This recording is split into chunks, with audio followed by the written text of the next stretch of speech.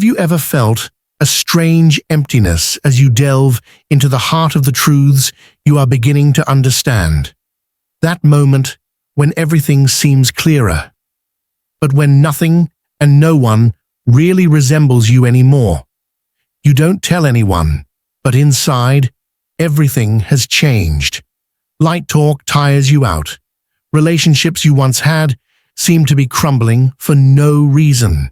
And deep down, you wonder, what is happening to me? Why do I feel like I am detaching from the world when I am finally waking up to life? What you are going through is not a loss. It is an initiation. Carl Jung called this individuation, the moment when the soul sheds the false to find the true. But no one warned you that this truth could be so lonely, so confusing, so burning.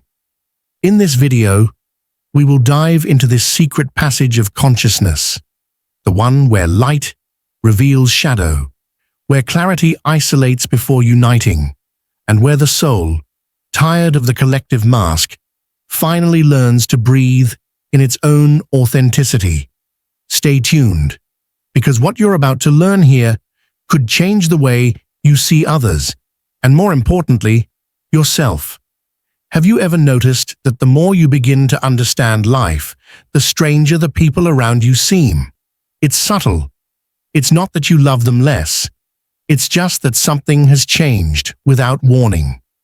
Conversations that once seemed light become heavy. Shared laughter rings hollow.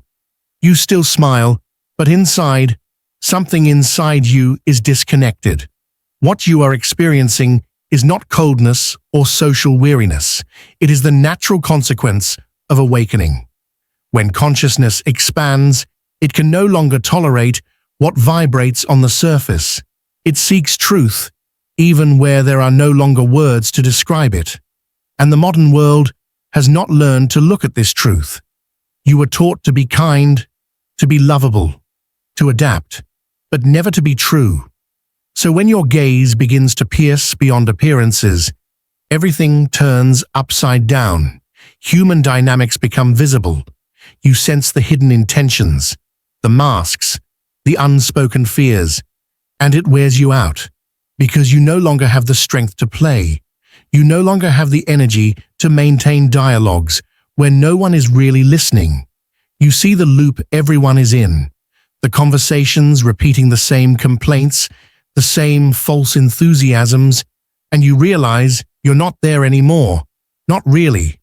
The world you knew becomes meaningless. Familiar places seem to take on a different density. Even nearby faces become reflections of the past, as if you were seeing them through a window. And you ask yourself, am I drifting away from others, or am I simply coming back to myself? This moment is confusing, because it makes you doubt. You think you are becoming distant, but in reality, you are becoming aware. You discover that light doesn't always connect immediately. Sometimes it separates before it unites, because clarity no longer tolerates false comfort. It dissolves illusions, automatisms, and the bonds of habit. And then another form of solitude appears. Not that of lack, but that of naked consciousness.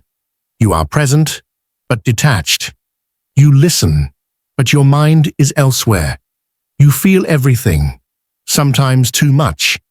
It is as if your sensitivity has opened to another plane, where depth becomes the only possible language. But around you, few understand this change. Some people think you are isolating yourself. Others think you are judging, when in truth, you're just trying to breathe in a world where everyone talks too loudly. There is no going back to the innocence of before. Once consciousness awakens, it cannot close itself off again. And this is where the inner journey begins, the one where we stop seeking the company of others to find the company of ourselves. For much of your life, you have been learning to play a role, not out of hypocrisy, but out of instinct. Carl Jung called it the persona, the social mask we wear to exist without disturbing others. This mask isn't bad. It was a protection. It allowed you to belong, to build, to be recognized. But there comes a time when consciousness grows faster than the character, and the crack becomes inevitable. What you feel today, this silent unease in certain relationships, this fatigue after exchanges that seemed light, it's the mask cracking. It is the social structure that disintegrates under the weight of truth. You begin to see that many connections were built not on authenticity, but on unspoken agreements. I will be what you want if you love me back. But awakening no longer accepts these invisible contracts. It destroys the energy exchange between the masks. It forces you to look at what you are playing, what you are imitating, what you are holding back so as not to lose the love of others. And in this revelation, a part of you resists, because behind the mask, there is emptiness. There is this silence that you have always avoided. Without a persona, there is no more scenario, no more social script to guide your actions. It's unsettling, almost frightening. You feel naked, exposed, misunderstood. But that's where the real thing begins. It's not a loss of bearings. It's the end of dependence. Awakening strips you of collective expectations so you can breathe with your own breath. And this breath is raw. It doesn't seek to please. It seeks to be. You then notice that many of your connections were not made for your truth. They were made for your adapted version. And inevitably, when this version disappears, some connections do not survive. Not because they are bad, but because they no longer vibrate at the same frequency. You may love someone deeply, but feel that the conversation no longer has room for your awareness. You can appreciate a presence while also perceiving that your energy contracts within it. And in this invisible conflict, you learn the boundary. You discover that true love does not come through fusion, but through the freedom to be yourself. This step is crucial. This is where the fatigue of others reaches its peak, because you are still attached to your old patterns, but already unable to embody them. Your body continues to smile, but your soul remains silent. You are entering an in-between phase, neither totally detached nor yet integrated. And that's where many give up. They return to their old roles, for fear of being alone, for fear of being misunderstood. But those who remain in this tension, those who accept no longer pleasing, those begin to feel something new, the peace of no longer betraying oneself. This is not immediate comfort. It is a truth that burns before it heals, but it is also the only one that liberates. There comes a time after awakening when it all becomes too much, too many sounds, too many faces, too many emotions. You walk into a room and your body reacts before your mind even understands why. It's not paranoia, it's hyper-awareness. Your energy field picks up what the words hide.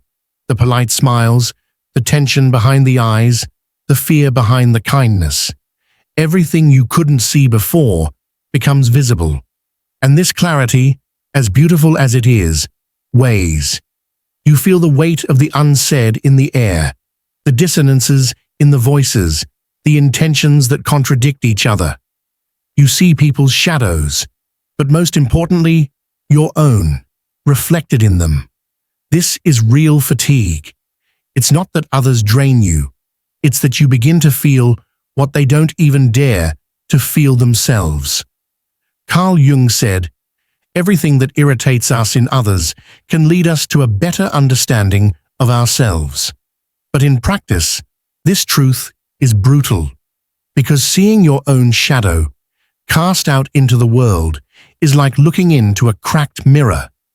You see your old wounds in the anger of others, your old masks in their role-playing, your old fears in their silence.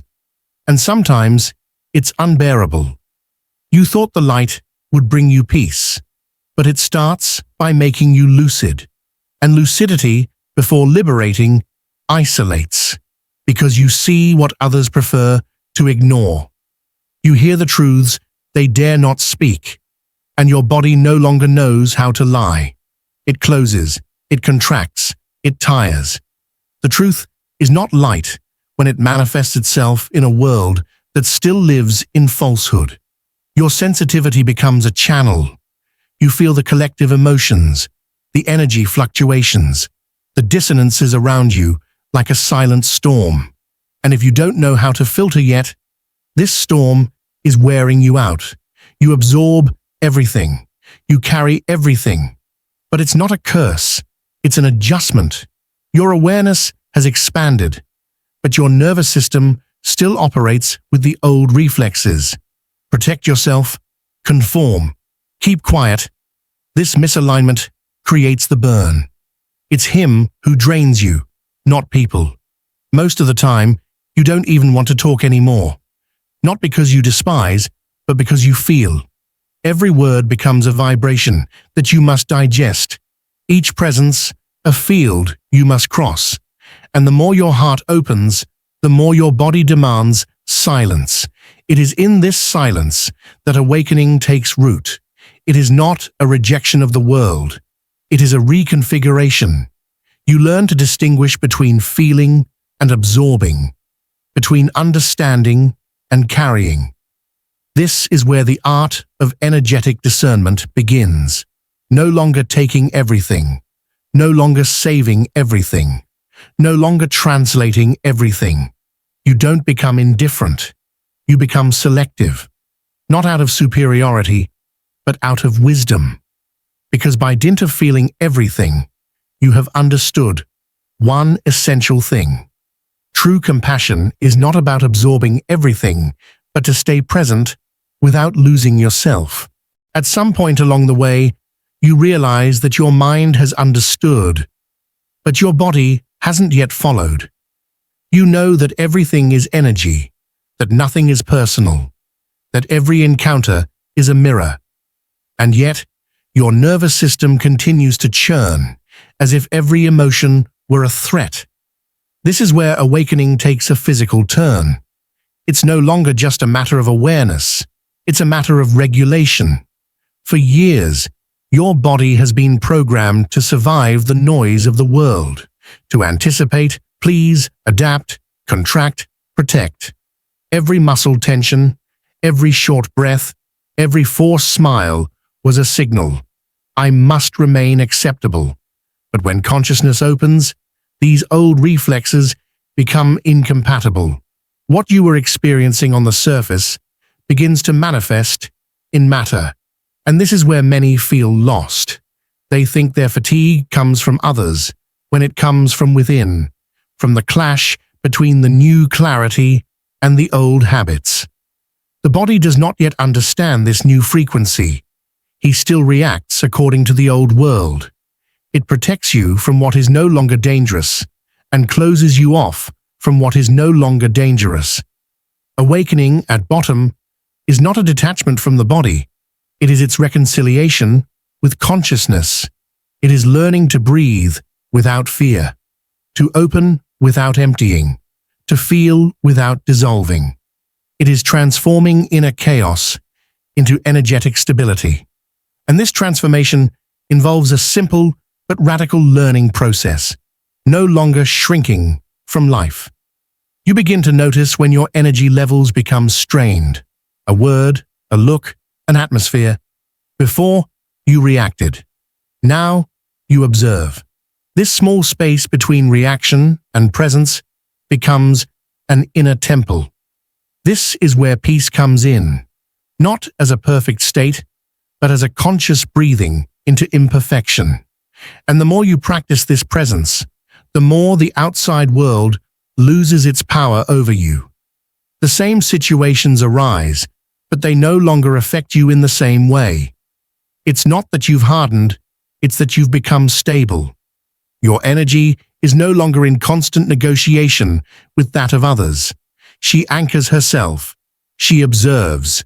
She chooses. Little by little, the fatigue eases. You stop taking energy from around you because you no longer need to compensate. Your nervous system learns to rest in your truth.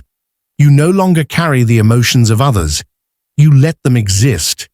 And in this benevolent detachment, something sacred takes hold. Conscious neutrality. This is where true peace appears. Not the peace of spiritual retreats or perfect silences, but that of everyday life. The one where even in the midst of turmoil, you remain clear, aligned, present. You realize that you don't need to run away from the world to be at peace.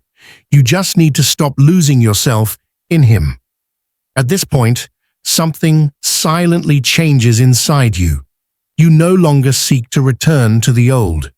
You no longer want to repair what has come loose, nor force the bonds that are wearing thin. It is not indifference, it's lucidity. You begin to understand that your solitude was not an exile, but an initiation.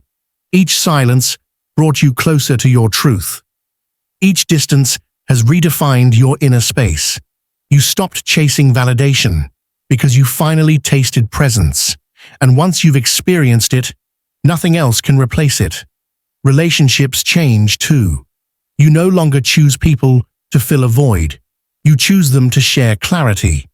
It is no longer a need, but a resonance. You immediately feel when a connection is right. It takes nothing from you. It demands nothing from you. It flows. The words are rare, but true. The looks, simple but sincere. The silences, full but peaceful. This is a sign that you have returned to your original vibration. You are no longer in emotional survival, you are in conscious creation. You no longer wait for others to see you, because you have stopped hiding. And this transparency changes everything. You no longer seek to be nice, to be accepted. You are real, even if it bothers you. You say less, but your words carry more. You give less, but your presence becomes whole.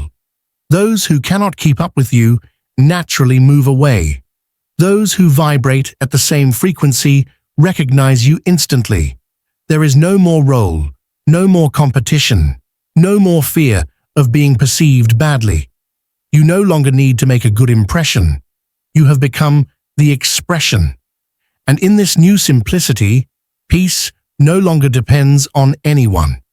It does not depend on a place, an atmosphere, or an outside view. It comes from this coherence between your heart, your words, and your presence. You have gone through solitude, not to live in isolation, but to learn to love without betraying yourself. This is not an outcome. It is a truer beginning. The world hasn't changed. It's your way of existing in it that has. You no longer seek to escape reality. You transform it into consciousness. Every exchange, every look, every moment becomes a space where truth can circulate. And now, when you walk into a room, you don't feel the heaviness of the world anymore, because you are no longer absorbing anything. You simply radiate what you are, not to convince, but to remind, silently, that it is possible to live without a mask. That clarity is not solitude, but a calling, and that what you went through was not a loss. It was a birth. What you feel is not a mistake.